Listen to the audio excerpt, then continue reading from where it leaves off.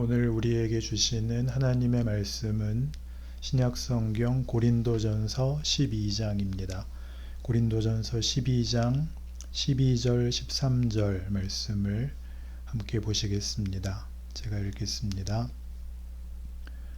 몸은 하나인데 많은 지체가 있고 몸의 지체가 많으나 한 몸임과 같이 그리스도도 그러하니라. 우리가 유대인이나 헬라인이나 종이나 자유인이나 다 한 성령으로 세례를 받아 한 몸이 되었고 또 다 한 성령을 마시게 하셨느니라. 아멘. 오늘 교회에 관한 설교 네 번째 시간입니다.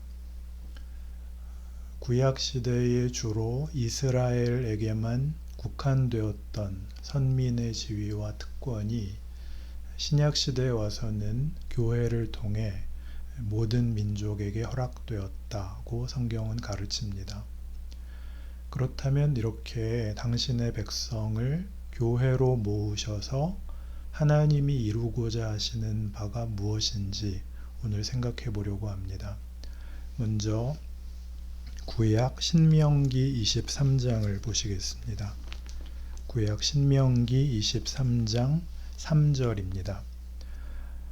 암몬 사람과 모압 사람은 여호와의 총회에 들어오지 못하리니 그들에게 속한 자는 10대뿐 아니라 영원히 여호와의 총회에 들어오지 못하리라. 여호와의 총회라는 말이 반복되어 나오고 있습니다. 신약시대의 교회와 같은 말입니다. 하나님의 백성의 총체를 가리킵니다. 하나님의 백성이란 혼자가 아니라 부름받은 사람들 속에 묶여 함께 있는 사람이라는 정체성을 갖게 됩니다. 구약 시대의 하나님의 백성과 신약 시대의 하나님에게 부름받은 교회의 차이를 얘기했습니다만 이 둘 사이에 공통점이 그것입니다. 하나님에게 부름받은 사람은 언제나 구체적인 공동체 속에서 신앙을 꾸려나가도록 요구받는다 하는 점입니다. 오늘 본문이었던 고린도전서 12장이 말씀하는 것처럼 부름받은 신자는 각각 예수 그리스도에 대한 신앙을 고백하며 그렇게 부름받아 모인 신자들은 이제 그리스도와 한 몸이 됩니다. 더 이상 홀로 있을 수 없는 자리로 부름받게 된 것입니다. 이렇게 하나로 묶여서 부름받은 일을 통해 어떤 일이 이루어질까요? 한 성령으로 말미암아 세례를 받아 그리스도의 몸이 되게 하신답니다. 교회로 묶여 그리스도의 몸이 되는 것입니다. 여기에 대해 잘 설명해 주는 성경 말씀이 에베소서입니다. 에베소서 1장 22절입니다. 또 만물을 그의 발 아래에 복종하게 하시고 그를 만물 위에 교회의 머리로 삼으셨느니라. 교회는 그의 몸이니 만물 안에서 만물을 충만하게 하시는 이의 충만함이니라. 성경은 하나님의 거룩한 백성을 하나하나 따로 떼어 이야기하지 않고 함께 묶어 교회라는 이름으로 부릅니다. 물론 하나가 된다고 해서 각각의 존재나 개성이 없어지지는 않습니다. 우리는 고유하고 각기 다른 존재입니다. 그것을 성경에서는 지체라고 일컫습니다. 그런즉 거짓을 버리고 각각 그 이웃과 더불어 참된 것을 말하라. 이는 우리가 서로 지체가 됨이라. 그러죠. 주님이 머리가 되셔서 우리 모두가 하나, 한 몸을 이룬다고 합니다. 그렇게 머리와 몸, 그리고 한 몸 안에 지체들이 밀접한 관계를 맺게 되는 교회라는 단어에는 그런 내용이 담겨 있습니다. 대개 우리는 신자가 갖게 된 소망과 자랑의 핵심이 영생을 얻어 천국에 가는 일이거나 기도 응답을 받아내는 능력에 있다고 여깁니다. 나는 이제 죽어도 천국에 간다. 무슨 일이라도 하나님께 기도하면 다 들어주신다 라고 생각하는 것입니다. 그런데 성경은 신자 된 본질을 예수님을 머리로 하여 섬기는 한 몸이라는 연합의 개념에서 설명하기를 좋아합니다. 신자는 그리스도와 함께 있는 자다. 그는 그리스도 안에 거하며 또한 성령이 신자 안에 내주하신다. 그러므로 그는 혼자가 아니고 머리이신 주님과 각 지체와 연합하여 한 몸을 이룬다. 주님이 그의 머리가 되신다. 신자의 명예와 가치는 주와 우리가 한 몸이며 부름받은 우리 모두가 긴밀하게 연합되어 있다는 점에 있습니다. 특히 하나님은 구체적인 시간과 장소에서 이루어지는 특정한 공동체, 곧 교회를 통하여 당신의 뜻을 이루기를 기뻐하십니다. 에베소서 3장입니다. 에베소서 3장 8절 모든 성도 중에 지극히 작은 자보다 더 작은 나에게 이 은혜를 주신 것은 측량할 수 없는 그리스도의 풍성함을 이방인에게 전하게 하시고 영원부터 만물을 창조하신 하나님 속에 감추어졌던 비밀의 경륜이 어떠한 것을 드러내게 하려 하심이라. 이는 이제 교회로 말미암아 하늘에 있는 통치자들과 권세들에게 하나님의 각종 지혜를 알게 하려 하심이니. 이렇게 되어 있죠.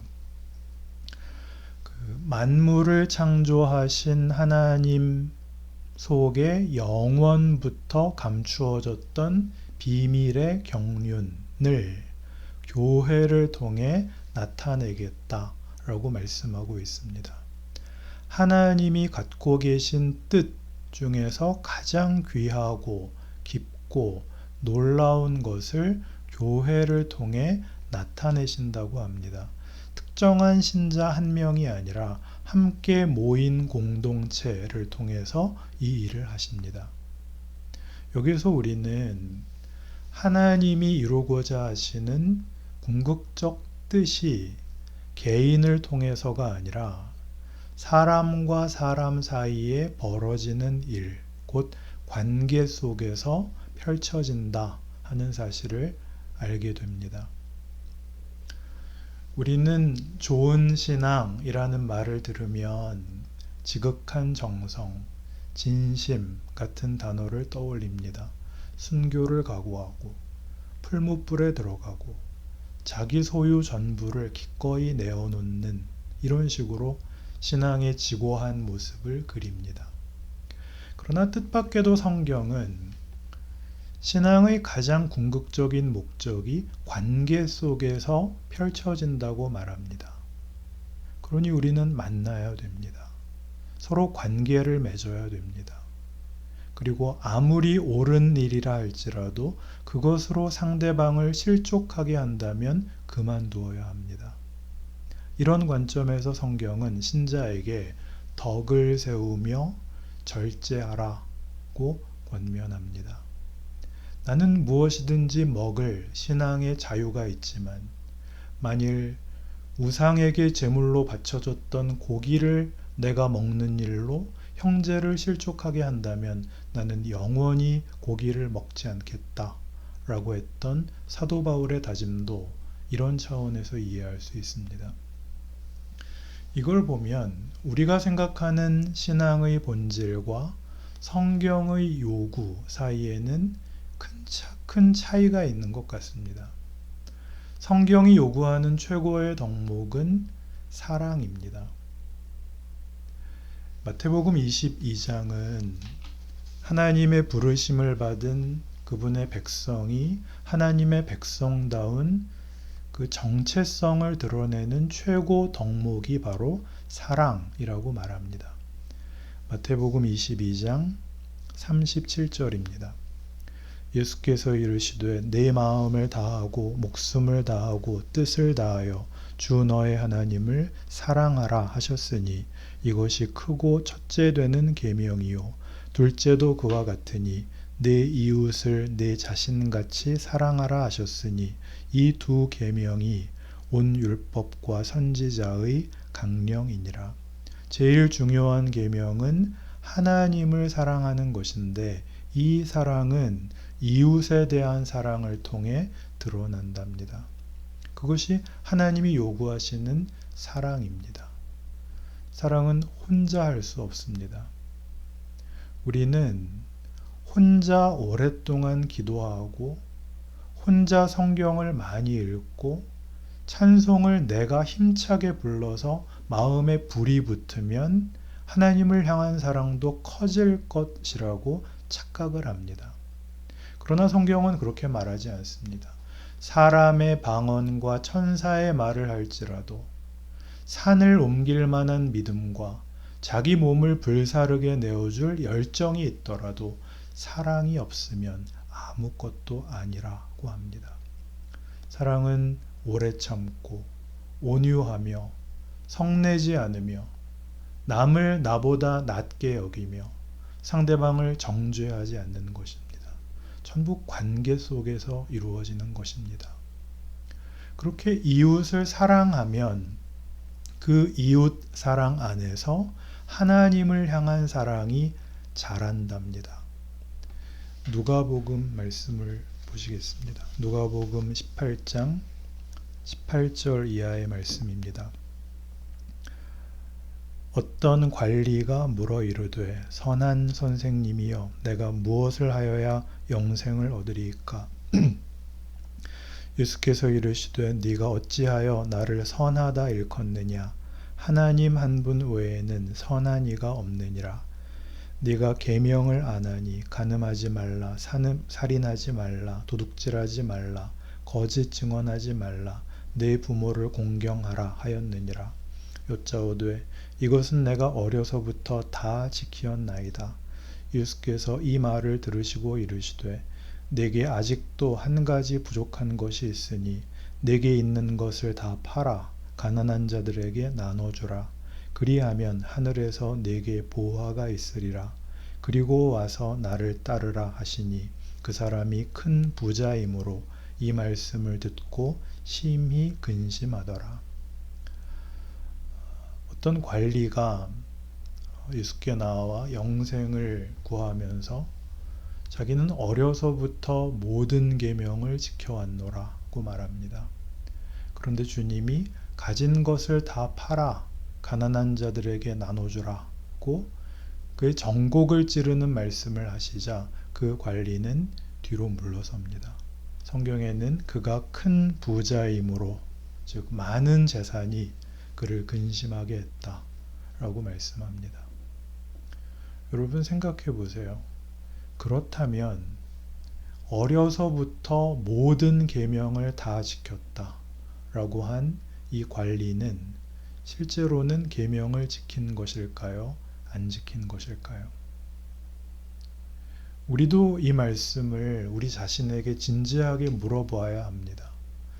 나는 괜찮은 믿음을 가졌다고, 그래도 제법 거룩해졌다라고 생각을 하지만 어쩌면 그것은 혼자만의 착각일 수 있습니다.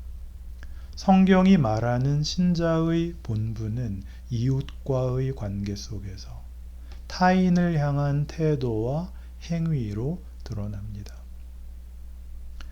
에베소서 4장은 우리가 교회 안에서 힘써야 할 가장 중요한 일이 무엇인가에 대해서 이렇게 말씀합니다. 그러므로 주 안에서 갇힌 내가 너희를 권하노니 너희가 부르심을 받은 일에 합당하게 행하여 모든 겸손과 온유로 하고 오래 참음으로 사랑 가운데서 서로 용납하고 평안에 매는 줄로 성령이 하나 되게 하신 것을 힘써 지키라. 몸이 하나요 성령도 한 분이시니 이와 같이 너희가 부르심의 한 소망 안에서 부르심을 받았느니라. 교회 안에서 해야 할 가장 중요한 일은 성령의 하나 되게 하신 것을 힘써 지키는 일이랍니다. 그러려면 갈라서지 않아야 합니다. 물론 신앙의 문제에서 어떤 판단과 강조점이 달라서 불가피하게 갈라지는 일이 있습니다. 대표적으로 예를 들면 교파 문제가 그렇습니다. 개신교 안에도 여러 교파가 있죠. 장로교, 감리교, 성결교, 침례교, 순복음과 같은 오순절파 등 여러 갈래가 있습니다. 이렇게 나뉜 이유는 물론 여러 교회 내에 그런 불미스러운 이해관계에 의해 갈라진 점이 분명히 있습니다마는 그것을 허락하신 하나님의 뜻을 헤아려 본다면 인간이 가진 어느 한편의 이해만으로는 하나님의 놀라운 일하심을 다 담아낼 수 없기 때문입니다. 신앙의 내용 가운데 어떤 부분을 더 강조하느냐 하는 것은 각 교파가 가지는 특징이자 자랑거리입니다. 그러니 이 관계를 적대 관계로 이해하지 말고 순복음은 너무 극성이야, 장로교는 냉랭해, 그럴 게 아니라 상호 보완 관계로 생각을 한다면 그건 우리에게 유익이 될 것입니다. 하나님의 주권을 더 강조하는 편이 있고 인간의 책임을 강조하는 쪽이 있고 지혜를 강조하는 분이 있고 은혜를 강조하는 분이 있습니다. 덕분에 우리는 어느 한쪽으로 치우치지 않고 조화와 균형을 이루는 성장을 할 수 있게 됩니다. 영양분을 골고루 섭취하여 더 건강하게 자라듯 다양한 악기로 더 풍성하고 아름다운 하모니를 이루듯 여러 파트가 모여서 합창을 하듯 그러니 하나 되게 하신 것을 힘써 지킨다 라는 이 말에는 이런 함의가 들어 있습니다. 우리의 하나됨은 신앙 고백을 전제로 한다. 우리는 함께 예수 그리스도를 주라 시인하며 그가 우리를 죄악에서 구원해 내신 것과 우리를 영광스러운 목적지로 인도하고 계시다는 것을 믿는다. 여기까지 아멘이시죠. 우리는 모두가 죄인이라는 동등한 조건에서 부름받았으며 하나님 나라라는 같은 목적지로 인도함을 받고 있다.